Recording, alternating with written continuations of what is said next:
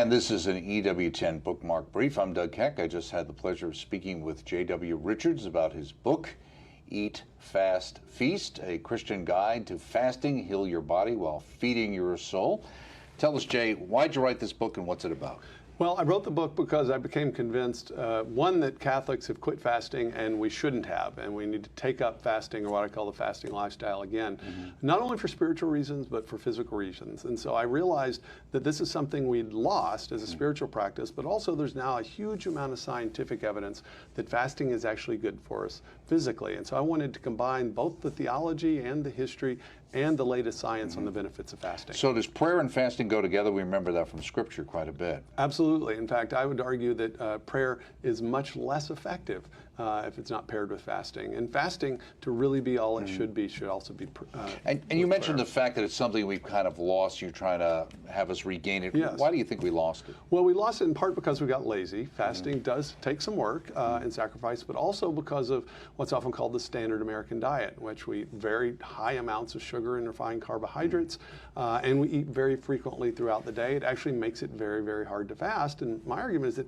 actually we can just make some tweaks over a period of a few weeks, and we can adjust our metabolisms that makes fasting actually really easy to do. Okay, very good. The book Eat, Fast, Feast by J.W. Richards, available through our EWTN Religious Catalog. EWTNRC.com is a place you can find it. Look for the entire interview coming soon on the network. I'm Doug Keck. This has been a Bookmark Brief. Thanks for stopping by.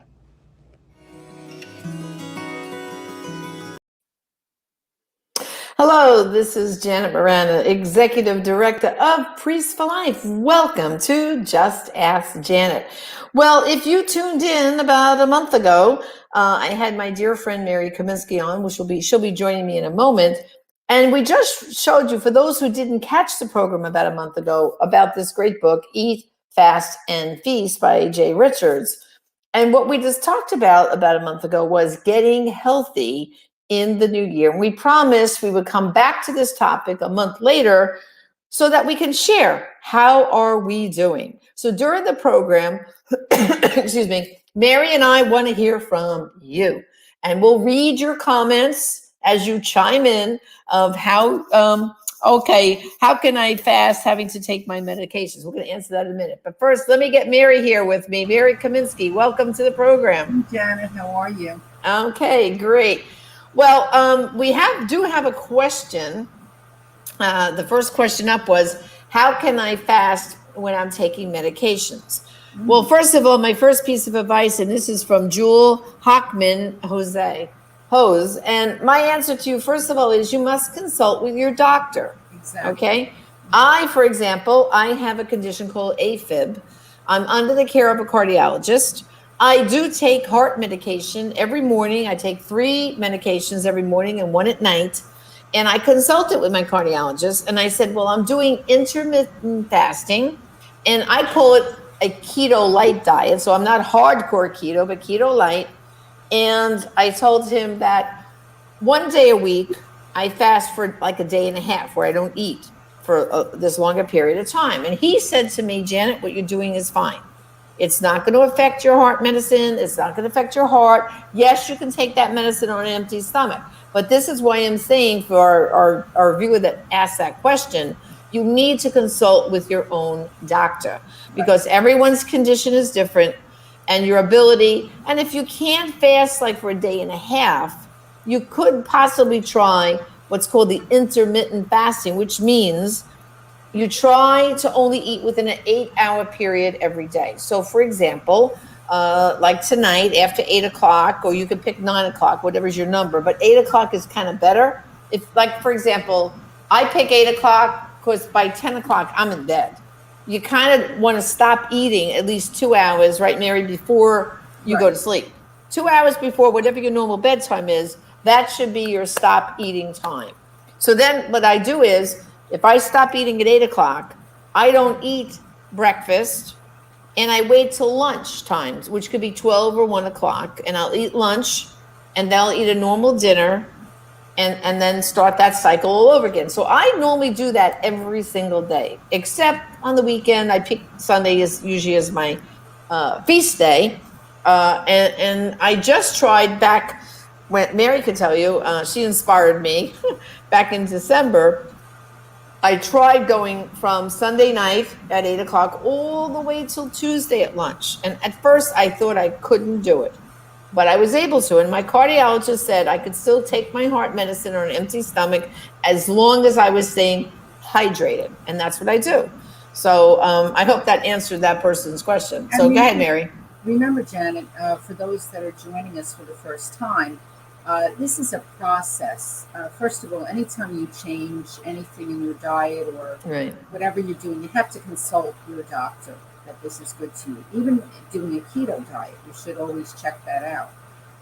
But it's a process where we have to almost wean ourselves off sugar, okay, and all the carbohydrates that we've been ingesting. And, we've really been taught that fats are bad. But actually, good fats are really good for you, and along with protein. And they don't have those cravings like sugar does. And that's what we're addicted to now. It's like, eating every few hours because we have these sugar crashes. And that's not how our bodies were designed. We were designed to really go for longer periods of time without eating. Okay, it's actually natural. And what the wonderful thing that Jay Richards talks about in this book, and I highly recommend people do get the book if you're joining us for the first time, is that it's, a detox, a gradual detox of the sugar, the carbohydrates in the keto-like diet, and then you incorporate the fasting. And as Catholics, why are we fasting? Okay, that's a whole nother question that Jay addresses in the book. Right. And it's really to help strengthen us spiritually. It's wonderful for prayer. It makes us holy. There's so many benefits spiritually, emotionally, and physically to fasting. Right. And when you think about it, Mary, we're only about 2 weeks away from Ash Wednesday. Exactly. And right. so this coming into the Lent season would be the perfect time Right. to really do serious fasting. Because let's face it, this nonsense now of fasting on Fridays and on Good Friday, two small meals and one bigger meal, that's not fasting. Right. That is not fasting. And most people get what you say to yourselves, I can't get through, okay, Right. fasting for Ash Wednesday or Good Friday. I'm starving. Why is that? Okay, that's a signal that something is not right. So wouldn't it be wonderful if you could go the whole day on Good Friday or even Ash Wednesday too without any food, okay? And it's amazing what you can do, okay? Oh, and Cindy Carrier just say, I guess today's not good, just a half of whoopie pie for me. Okay, Cindy. But see, that's the thing. If you had that sugar today, you can wake up tomorrow and say, you know what, it's good. I'm going to gradually change what's in my cupboard. That's what Jay recommends in the book, by the way. He tells you kind of have to get ready to do this. It's a process. So step one is look at all the processed food, excuse me, that you have in your cupboard and start getting rid of it. Meaning, if it's not opened and not used, great time to give it to the food pantry. Right, Mary? Oh, absolutely.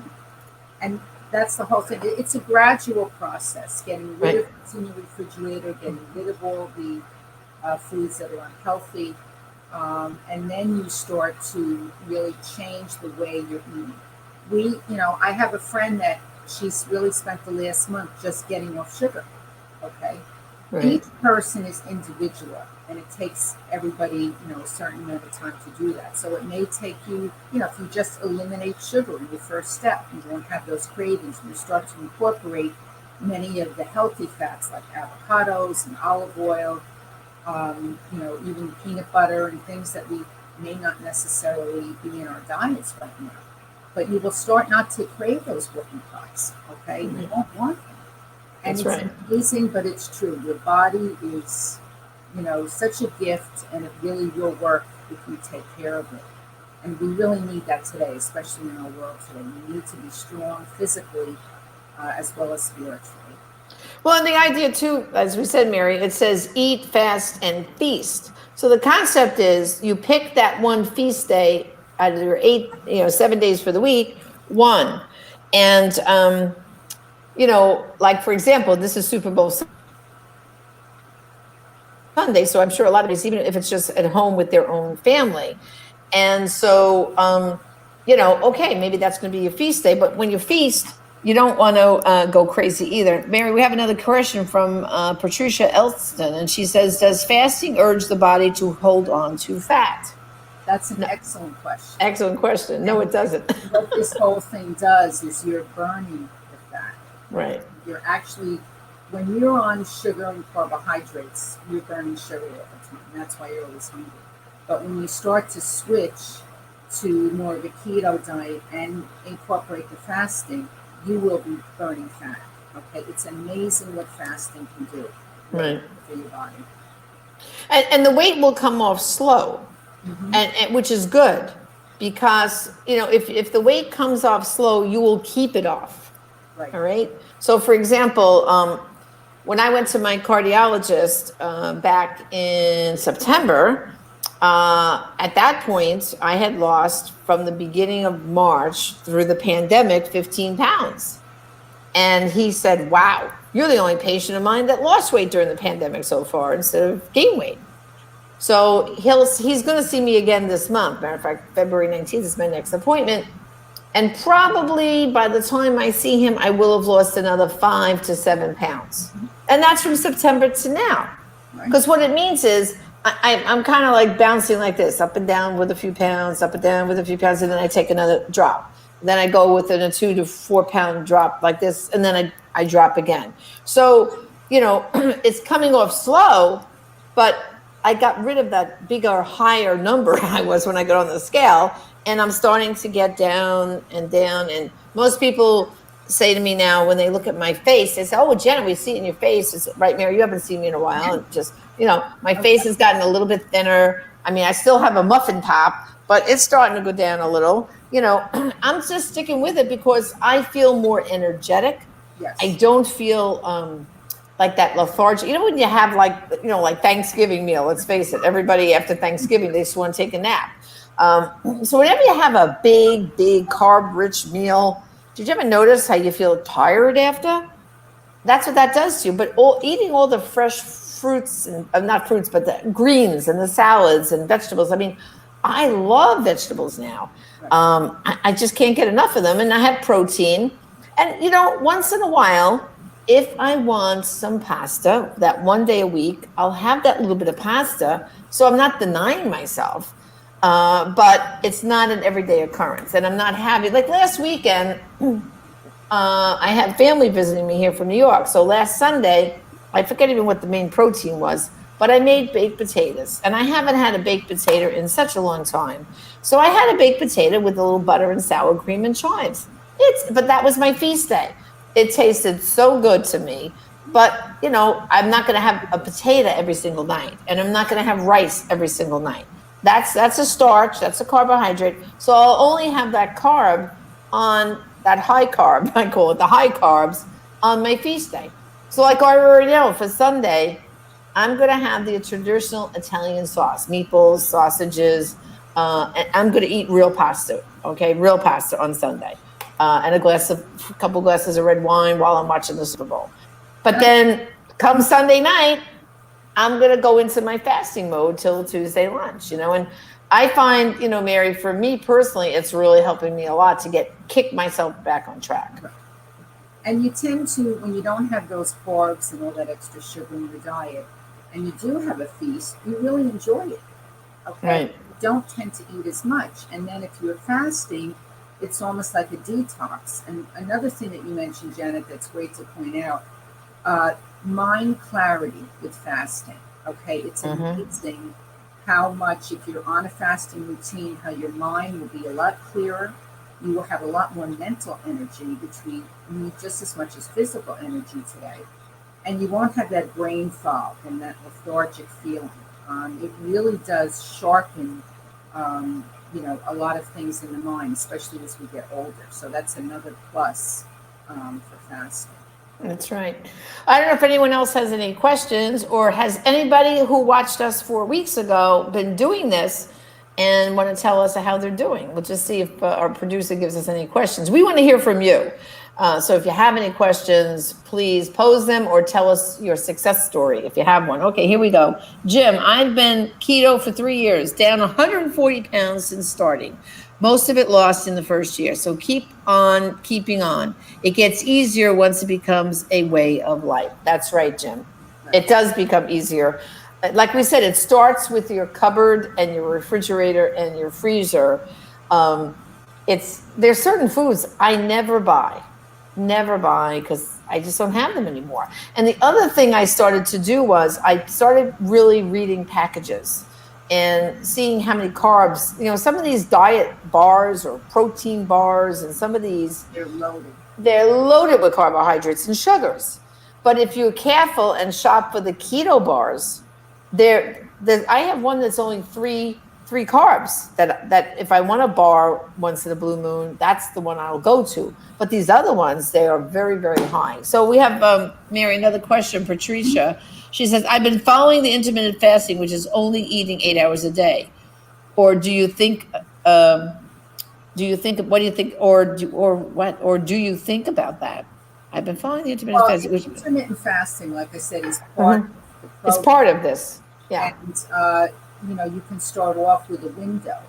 Again, it's changing your body. In other words, not eating every few hours. Right. And really eating in a narrow point of time. So people start out with the 8 hours, and then you can, limit that more to 4 hours to 2 hours, and even go for 24 hours or 48 hours for an additional fast. Okay. And remember, this is not just for physical, for those of us that are Christian or Catholic or really identify, with Christ in any way, it really does unite you to Christ and his suffering, okay? And these are things that maybe we learned as a child or we have not thought about in a long time, but there's so many things, maybe I had a grandmother that always told me, offer it up, Mary, offer it up. And what did that really mean? Okay. So with fasting, it has such spiritual benefits, in addition to the physical benefits.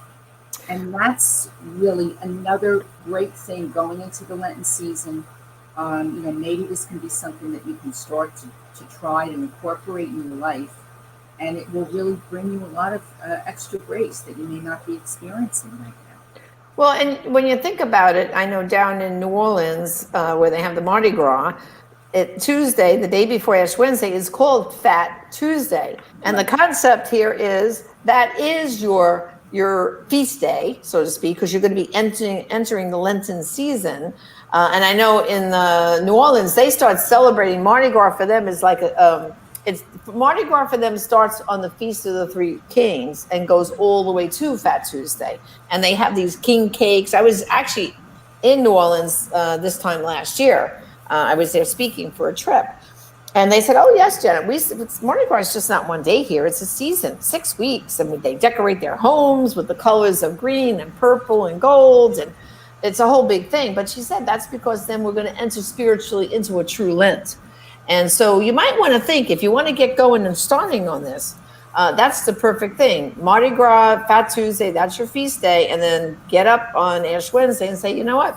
I'm going to fast all day. And then on Thursday, see if you could get up and not have breakfast and make it to lunch. If you have, then wonderful. You just did it and didn't even realize it. The other thing can help motivate you is say you're going to fast for a special intention. That's a spiritual component. So like Mary and I, we have a friend who's battling cancer right now. So when the first time we were trying this, we said when it was getting tough, we kind of text each other and mentor each other. So that's the other thing too. You can have a buddy that you're doing it with, and you kind of encourage each other. So we offered it up for this person, and then what helped me get through it was, well, they're suffering going through chemo and radiation. Do you think I could not shove something in my mouth right now and ask God to help heal them?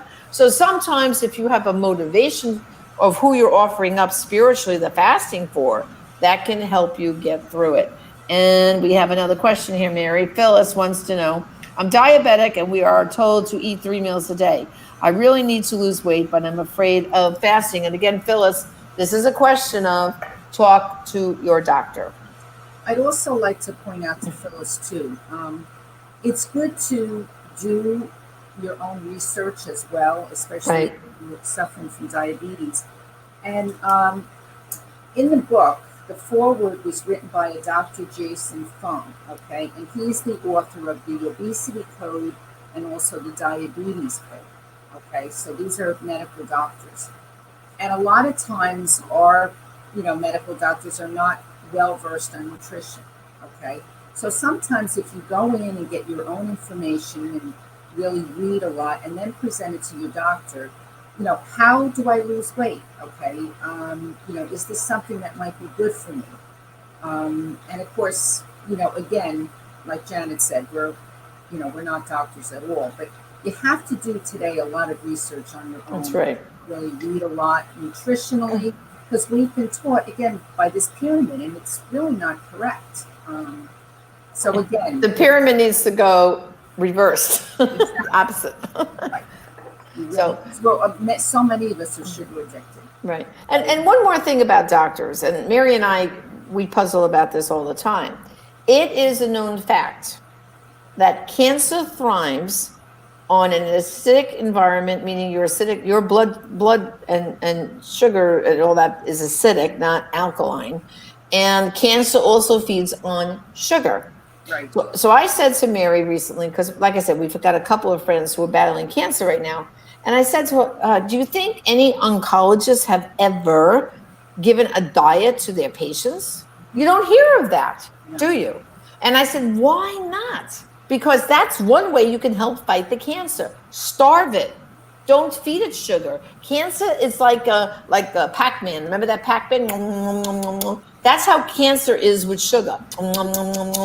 And so carbohydrates have sugars in them. If you're battling with cancer right now, get the sugar out of your diet and carbs as much as possible, because then your chemo and radiation will be more successful. Wouldn't you say, Mary? Yes, exactly. Right. Yeah. And so what Mary's saying, see, about doctors is not all doctors believe in natural methods and natural nutrition. They focus on, my mother, God rest her soul, if she left her doctor's appointment without a script in her hand, it wasn't a good visit. Okay. And unfortunately, too many doctors are too quick to just write you a script and send you on your way. When sometimes you could be taking natural supplements, you can be eating healthier, and some of that will begin to correct what's going wrong in your body. I can tell you with me that I've been switching my lifestyle over like this over the past 10 months gradually, that I'm feeling better. My joints, like I was getting a lot of aches and pains, they're diminishing. They're not all gone 100%, but I can feel a marked improvement in how I feel each and every day. I'm sleeping better, even though I have a sleep apnea and I sleep with a CPAP machine. I find now when I put my head on the pillow, I go right to sleep. And at some point you may, depending on how much weight you lose, you may get off that sleep apnea machine. That's right. I mean, I started this journey because my family has a lot of cancer. And so I thought to myself, well, what can I do? Should I wait until I get cancer? Or what can I do from a nutrition standpoint to really correct those things? And you just start reading and reading and reading and Right. and talking to people. Mm-hmm. And, that's the thing. And I think there's a question up here now. Our food Yeah. is full of pesticide and hormones. And that's absolutely right. Absolutely right. But you can get around that. So Right. like, for example, I shop a lot in BJ's and also Publix down here in Florida. So I buy at BJ's, I go every once a week and I get my supplies for the week, my fresh veggies and salad things. So I buy the organic romaine lettuce. So I buy organic as much as is possible within a certain reasonable amount of money. Okay. With fish, don't buy farm raised fish. Buy wild caught only. That's another hint. So if you look in the freezer section, and a lot of stores, like if you go to Touch Salmon, just because it says Alaskan doesn't mean it's good. What the difference is, it must say wild, the word wild, not farm raised. So don't buy any fish that's farm raised. because then it might have hormones and who knows whatever else in it. If it's wild caught, then you're getting fresh. And the same thing goes, with all the other kind of products you buy. Eat organic and clean as much as possible. Okay, it doesn't mean everything, but as much as you can. Is it real food, or was it coming out of a box or a container? Right, that's right. Wild caught. That's right, Angela. Wild caught fish only. And like I said, it's really true. And you know what? When you go to a restaurant and they have fish on the menu, if it doesn't say wild caught, I ask. I do too. And if they say to me, like, oh no, the salmon, oh, it's Alaskan salmon, and I'll say, but is it wild caught or farm raised? And usually the server has to go away and find out for me. They come back, and if they say it's wild caught, I say, okay, then I'll take the salmon. But if they say farm raised, I'll go back to the menu and I'll pick something totally different. So, and I'm not saying every single time, but if you begin doing this, you will begin to getting as much of the chemicals out of your system, away from yourself, and do it to whatever extent you can do. Look at it this way. Maybe you can't be 100% organic because the cost is too much for you, but do it as much as you possibly can. And if you look around, a lot of those big stores like Costco, BJ's, they're bringing in a bigger and bigger selection of organic food because it's demand. If you notice now in the stores, there's more keto products that are coming. Why? More people are switching to keto. So in time, we're going to have, I think, even more at our disposal, organic things, here's another thing. When they say what to decide if you can't get everything organic. Well, someone once told me if it grows below the ground, try to get organic as much as possible. Like I buy organic celery, okay, because if you get the regular celery, it's not as good. I buy organic sweet potatoes when I can. I haven't found good organic white potatoes, but I'm not eating that much of that stuff anyway. But I'm just giving you some examples of how I kind of try to shop to the best of my ability, whenever I can. This is not a diet. This is a lifestyle. It's a lifestyle. Changes within your lifestyle. Right. Also incorporating exercise and all those other things. Right. But we have to look at today. When we grew up, everything was on a farm. A lot of the vegetables are grown in hothouses now. Things are, totally different. The meat's processed, cold cuts, all that kind of stuff. So we have to say to ourselves, how can we make changes and, eat a healthier, diet and lifestyle? Yeah. Also lose weight, that's the main thing we need to look at. The main thing is when you go shopping this weekend for your groceries, when you pick up something off of that grocery shelf, turn the box around and read. See how much sugar and carbohydrates are in that product. You'll be shocked. And you're going to take it and go, oops, I'm not getting that now.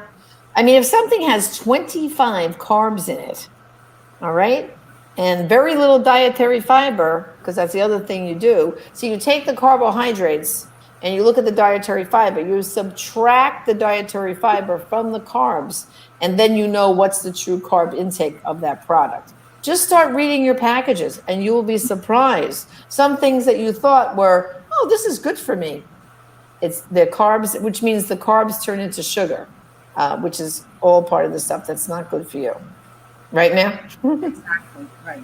All right, let's see. Do we have any more questions? Or has anyone started to try this since we were talking about it 4 weeks ago? Are there any success stories out there that they want to tell us, or struggles? Oh, okay, here, Carolyn, very good, Carolyn Messina. She says, try to check also sodium count. That's correct.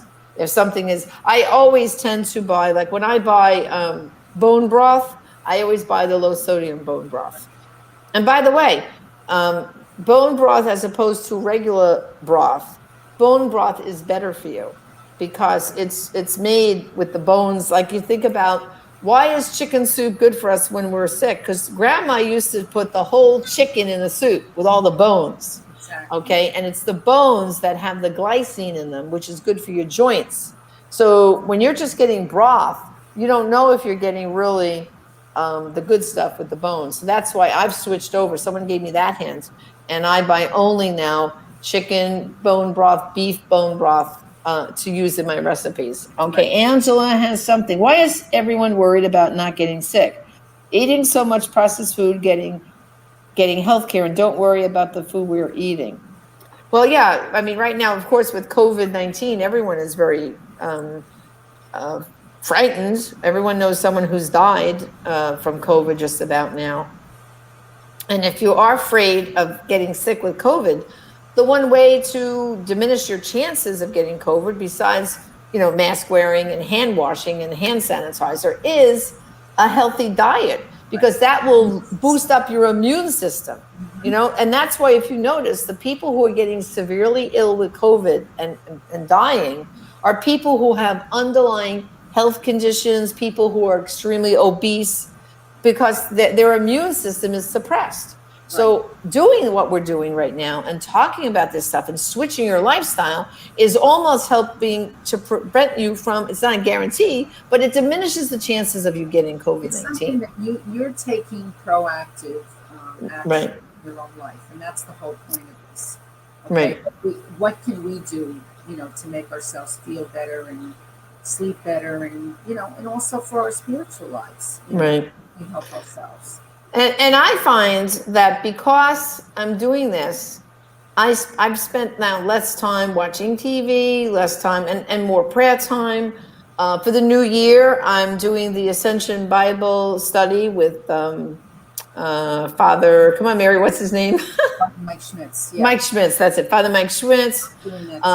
I'm reading my Bible I'm on a challenge this year to read the whole Bible in 365 days. So that's one practice I've done. You'll be surprised, when you do this mental shift of trying to get your act together, both physically and spiritually, it gets easier and easier as the weeks and days and months go on. So we just want to encourage you again, like I said, because this book, the Eat, Fast, and Feast, you can get it at the EWTN Religious Catalog or on Amazon. And really, because Jay Richards, he's a Catholic, so there's a lot of, good Catholic spirituality and he talks about, in biblical times, how fasting was just part of their DNA. They lived like that. And when you think about it, most of our forefathers, they were farmers and stuff like that. They got up early in the morning. They're out in the fields. They don't eat all day until they come home and they have a meal at the end of the day, right? When they're done in the fields, then they would eat their meals. So they weren't coming in for lunch for a snack. They kept working out in the field all day long, right, Mary? I mean, that was life.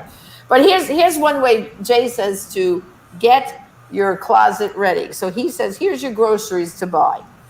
Natural fats like olive oil, coconut oil, butter, lard, avocado oil, peanut oil, and heavy cream. Imagine that, you can have heavy cream. Meat and protein, eggs, salmon, sardines. Chicken, including the dark meat and the skin. Pork, including fatty portions. Sausage, make sure it's low in sugar. Now, that's the key with the sausage, Mary, because I was looking at some sausages. You really have to turn the package over and see what's in those sausages, because he's right. Some of them have too much sodium and too much sugar. So just let the buyer beware. Of course, he says lean, no ground beef, no leaner than 85%. Okay, steak. And for vegetables, here's the list of good vegetables. I get hungry, Mary, just reading this. Spinach, bok choy, broccoli, asparagus, lettuce, kale, celery, Brussels sprouts, zucchini, leeks, peppers, onions, watercress, cauliflower, green beans, snow peas, artichokes, cucumbers, tomatoes, avocados, and olives.